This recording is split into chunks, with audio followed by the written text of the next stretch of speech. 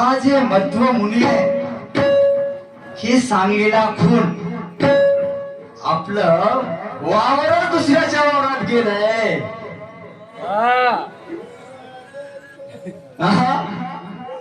स्वतःच वावर स्वतःला माहित राहाव. दादा तसे नाही बरं, तुम्हाला सांगतो. दादाला